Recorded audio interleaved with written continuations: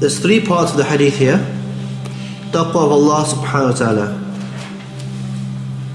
And that's in the part ittaqillah, where it says fear Allah. No? Then the second part of the hadith is about tawbah wa inaba, returning back to Allah and asking Allah subhanahu wa ta'ala's repentance, or seeking Allah's repentance. And that is performed by what? By atbi' as-sayyi'ah. That is, follow up evil deed with a good deed. Follow up evil deed with a good deed. A person can't do a bad deed or do a sin, ma'asiyah, and think, I'm going to do a good deed to make it good. A person, before he can do that, he needs to have tawbah and inaba for the first deed that is dead, the evil deed, ma'asiyah, the sin.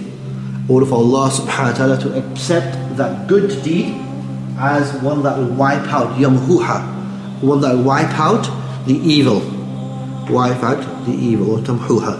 No? And finally you have khuluq al-hasan. No?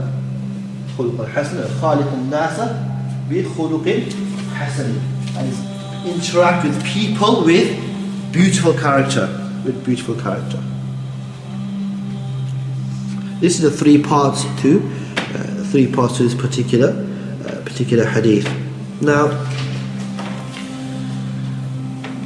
the pinnacle of taqwa is represented in good character.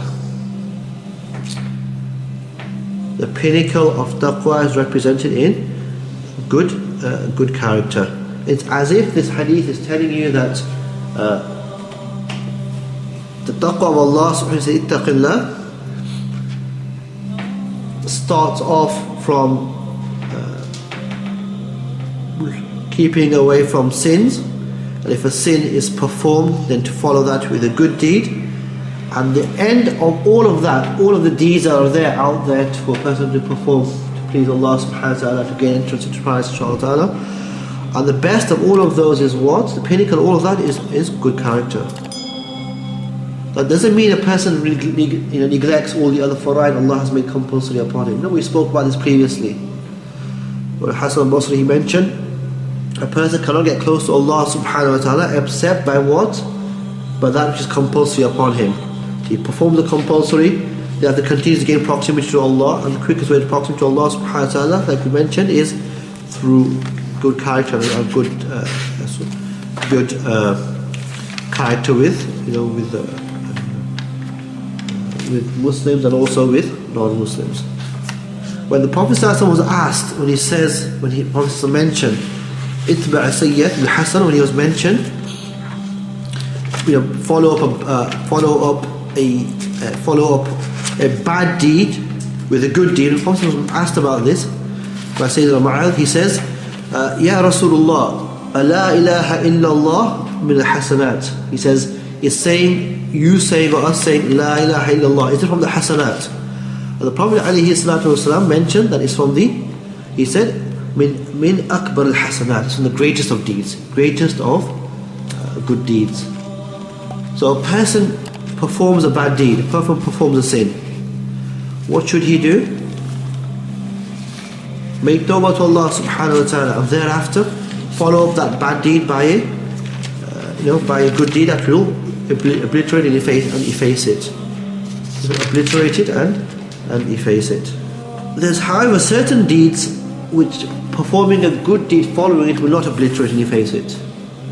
And those are where the huquq of ibad, or the rights of the servants of Allah, the slaves of Allah, are connected. So where the rights and the rights of the slaves of Allah subhanahu wa ta'ala are connected, that particular action will have to be righted, by which I mean any wrongs a person has committed towards one of the slaves of Allah subhanahu wa ta'ala, one of the somebody from the Muslims or for the non-Muslims, that has to be righted before the person's sin can be forgiven.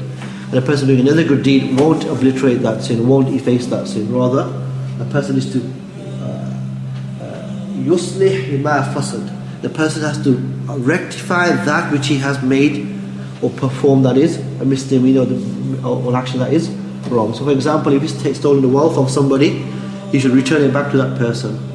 or if wealth has now gone, you should go to that person, ask that person's forgiveness, and if the person forgives you for that sin or for that wrongdoing or misdemeanor towards you, then Allah will forgive you. And Allah subhanahu wa ta'ala will forgive you. But if the person has not forgiven you, or you no longer have wealth anymore to give to, he doesn't forgive you, then you should do something to strive to, or to seek the forgiveness of that person. Thereafter, it's upon Allah subhanahu wa ta'ala. The person still refuses to forgive you after that, and you have no capacity to forgive, to repay what you've done wrong, then after that, it's upon Allah subhanahu wa ta'ala. He may forgive you, or He may not. He may forgive you, or He may not. So the rights of others, a person needs to fulfill that.